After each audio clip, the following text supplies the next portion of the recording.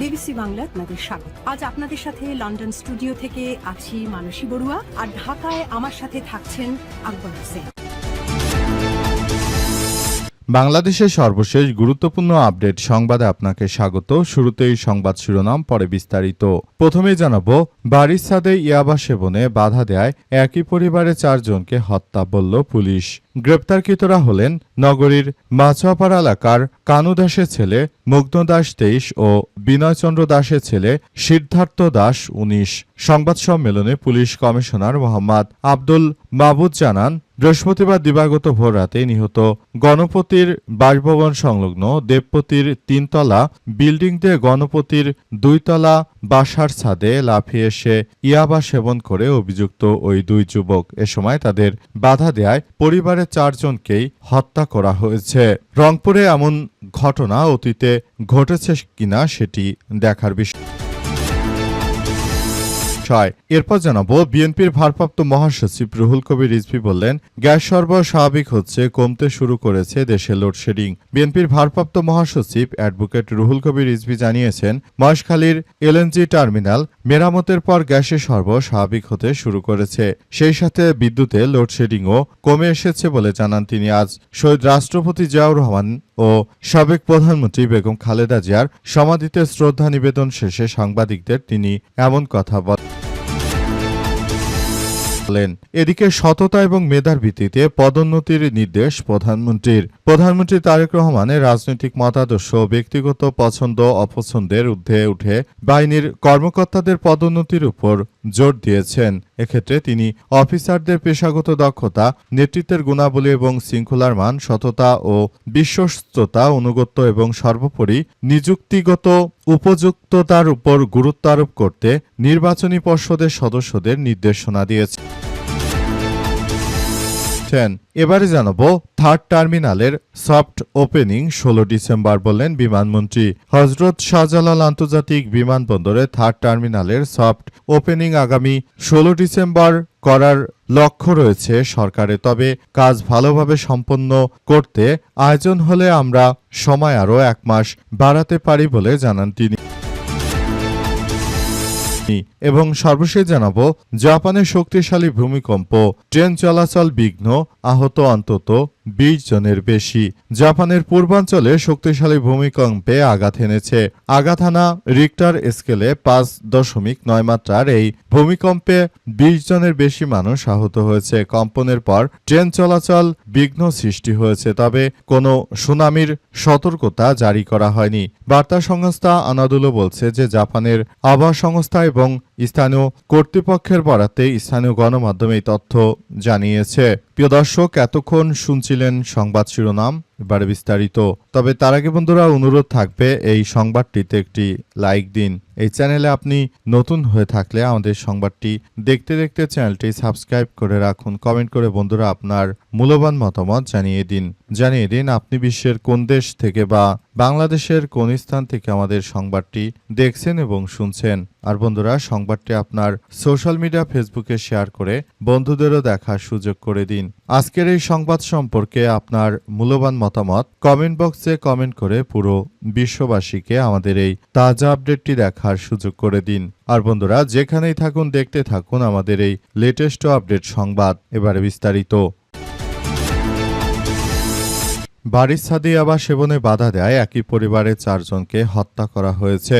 রংপুরে যে 4টি মার্ডারের ঘটনা ঘটেছে সেটি আর কিছুই নয়, ইয়াবা সেবনে বাধা দেওয়ার ঘটনায় উক্ত 4 জনকে হত্যা করা হয়েছে। জানা গেছে, এমন ঘটনা অতীতে বাংলাদেশের রংপুর বিভাগে ঘটেছে কিনা সেটি সন্দেহজনক। পুলিশের সদস্যরা জানায় যে রংপুরে যে ঘটনা ঘটেছে, বাড়ির ছাদে ইয়াবা সেবনে বাধা দেয় রংপুরের এই একই পরিবারের 4 জনকে হত্যা করা হয়েছে বলে জানিয়েছে পুলিশের সদস্যরা। এই ঘটনায় অভিযুক্ত 2 জনকে গ্রেপ্তার করা হয়েছে।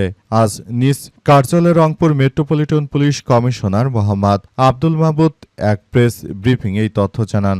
গ্রেপ্তারকৃতরা হলেন নগরীর মাছুয়াপাড়া এলাকার কানু দাসের ছেলে মুগ্ধ দাস এবং বিনয়চন্দ্র দাসের ছেলে সিদ্ধার্থ দাস ১৯। সংবাদ সম্মেলনে পুলিশ কমিশনার মোহাম্মদ আব্দুল মাহমুদ জানান যে বৃহস্পতিবার দিবাগত ভোররাতে নিহত গণপতির বাসভবন সংলগ্ন দেবপতির ৩তলা বিল্ডিং দিয়ে গণপতির ২তলা বাসার ছাদে লাফিয়ে এসে উক্ত অভিযুক্ত ব্যক্তিরা তারা ইয়াবা সেবন করছিল। এরপরই তাদের সঙ্গে ওই বাড়িওয়ালার প্রথমে কথা কাটাকাটি হয়। কথা কাটাকাটির এক পর্যায়ে তার উপর আক্রমণ করে তাকে হত্যা করে ফেলে। তখন তার স্ত্রী ছাদে দৌড়ে আসলে তার স্ত্রীকেও হত্যা করা হয়। এরপর ঘরে ঢুকে প্রথমে তার মেয়েকে এবং অবশেষে তার ১২ বছরের বয়সী ছেলেকেও হত্যা করা হয়েছে। বাংলাদেশে এমন মার্ডার এমন ঘটনা খুব কমই ঘটেছে যে তুচ্ছ ঘটনাকে কেন্দ্র করে একজন রংপুর জেলা স্কুলের একজন অবসরপ্রাপ্ত শিক্ষককে দিনে দুপুরে তার পরিবার সহ ৪ জনকে নিয়ে এইভাবে হত্যা করা হচ্ছে। সেটি আসলে খুবই এক ভয়াবহ বিপর্যয়কর পরিস্থিতির সৃষ্টি হচ্ছে। এভাবে চলতে থাকলে পুরো দেশটি একটি ধ্বংসস্তূপে পরিণত হবে। অবস্থা থেকে আমাদের সবাইকে বেরিয়ে আসতে হবে, তাছাড়া আর কোনো বিকল্প কিছু হতে পারে না। দেশটাকে যে ভয়াবহ বিপর্যয় পরিস্থিতির মধ্যে ঠেলে দিয়েছে বর্তমান সরকার, এখান থেকে বের না হয়ে আসতে পারলে বাংলাদেশের কপালে ভবিষ্যতে আরও দুঃখ আছে। গ্যাস সরবরাহ স্বাভাবিক হচ্ছে, কমতে শুরু করেছে লোডশেডিং। বিএনপির ভারপ্রাপ্ত মহাসচিব রুহুল কবির রিজভী। বিএনপির ভারপ্রাপ্ত মহাসচিব হিসেবে দায়িত্ব নেয়ার পর এটি রুহুল কবির রিজভীর প্রথম মিথ্যা কোনো বক্তব্য। কারণ এক্সিলারেট টার্মিনাল থেকে গ্যাসের সংযোগ নষ্ট হওয়ার কারণে গ্যাস বন্ধ হয়ে যায়নি, বরং বিএনপির ব্যর্থতার কারণে মূলত বাংলাদেশে এলএনজি ছিল না, গ্যাস শেষ হয়ে গিয়েছিল।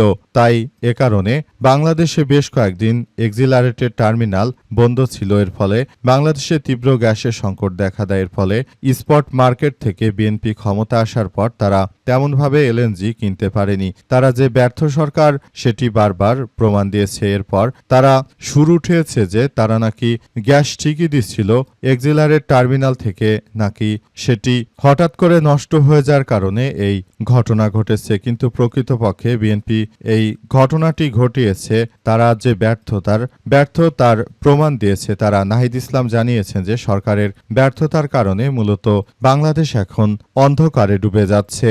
সুতরাং এখনই বিএনপিকে এসব জায়গা থেকে দেশটাকে একটি ভালো অবস্থানে নেওয়ার ক্ষেত্রে কার্যক্রম চালাতে হবে বলে জানান তিনি। আসলে বর্তমান সময়ে তারা নিজেদের ব্যর্থতা ঢাকতেই মাত্র ক্ষমতার এত অল্প দিনে সারা দেশের প্রতিটি ফ্যাক্টরি বন্ধ হয়ে গিয়েছে। অবস্থা চলতে থাকলে দেশটা একদম ধ্বংসস্তূপে পরিণত হবে।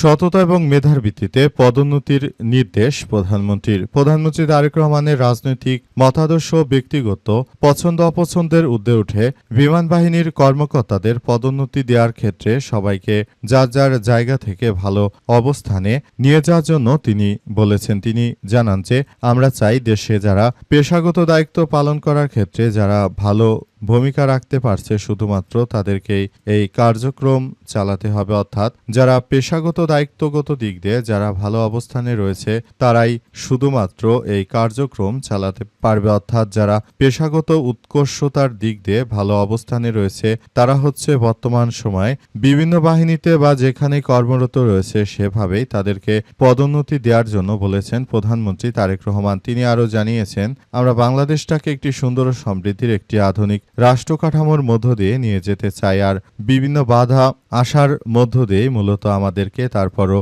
এগিয়ে যেতে হচ্ছে। অবস্থা যদি চলতে থাকে পুরো দেশটাকে আমরা এই ভয়াবহ বিপর্যয়কর পরিস্থিতির হাত থেকে রক্ষা করতে পারব। তিনি আরও জানান, দেশটাকে এই সন্ত্রাসী কার্যক্রমের হাত থেকে আমাদের রক্ষা করতে হবে, তার ছাড়া আর কোনো বিকল্প নেই বলে জানিয়েছেন তিনি আরও বিষয়গুলো খুব সুন্দরভাবে সবার সামনে উপস্থাপন করেছেন। থার্ড টার্মিনালের সফট ওপেনিং 16 ডিসেম্বর, বলেন বিমানমন্ত্রী। হজরত শাহজালাল আন্তর্জাতিক বিমানবন্দরে থার্ড টার্মিনালের সফট ওপেনিং আগামী 16 ডিসেম্বর করার লক্ষ্য করেছে সরকার। তবে কাজ ভালোভাবে সম্পন্ন করতে প্রয়োজন হলে সময় আরও ডিসেম্বর করা লক্ষ্য রয়েছে সরকারের। তবে কাজ ভালোভাবে সম্পাদন করা হলে আরও কয়েক মাস বাড়াতে পারে। সদ্য মন্ত্রীর পদে পদোন্নতি পাওয়ার পর বেসামরিক বিমান পরিবহন ও পর্যটন মন্ত্রী এম রশিদুজ্জামান মিল্লাত এমন কথা জানিয়েছেন। সফট ওপেনিংয়ের পর সর্বোচ্চ 3 মাসের মধ্যে টার্মিনালটি পুরোপুরি চালু করা সম্ভব হবে বলেও জানান তিনি। সচিবালয় বেসামরিক বিমান পরিবহন ও পর্যটন মন্ত্রণালয়ের এই কর্মকর্তা আরও সবাইকে যার যার জায়গা থেকে সবকিছু সুন্দরভাবে কার্যক্রম চালিয়ে যাওয়ার জন্য তিনি বলেছেন। এতে নতুন করে আবারও এক ভয়াবহ বিপর্যয়কর পরিস্থিতির সৃষ্টি হয়েছে। সুতরাং এখান থেকে সবাইকে আরও বেরিয়ে আসতে হবে। তাছাড়া আর কোনো কিছু বর্তমান সময়ে কিন্তু করা সম্ভব নয়। বর্তমানে যে ধরনের কার্যক্রম ও বিপর্যয়কর পরিস্থিতির সৃষ্টি হচ্ছে সেখান থেকে সবাইকে বের হয়ে আসতে হবে। বিকল্প কোনো কিছু বর্তমান সময়ে আর করা যাচ্ছে না। আসলে এই কার্যক্রম সবার জন্য এক ভয়াবহ বিপদের সম্মুখীন হিসেবে ধরা দিচ্ছে।